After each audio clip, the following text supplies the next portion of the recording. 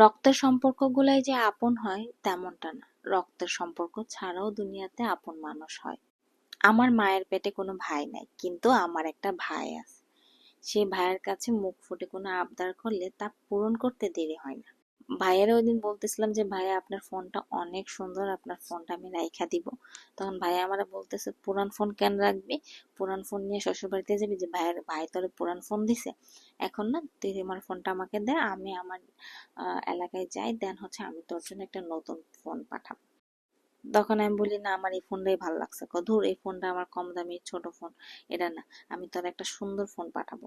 তখন আমি বললাম আচ্ছা ঠিক আছে। তারপর ভাই আমার কিছুদিন আগে ফোন দিয়ে বলে যে হচ্ছে আমি একটা ফোন পাঠাইছি তোর এড্রেসে, তো এটা রিসিভ করে নি। তা আমি তো পুরাই অবাক, ওই ফোনের কথা আমি ভুলেই গেছিলাম যে কবে না কবে একটা ফোন চাইছিলাম, আমি তো এটা ভুলেই গেছিলাম। তারপর ভাই আমাকে আমার ভিডিও যেন ভালো আসে, আমার রান্নার ভিডিও, সেজন্য আমাকে খুব সুন্দর একটা ফোন পাঠাইছে, রেডমি 14 প্রো ম্যাক্স এবং 5G।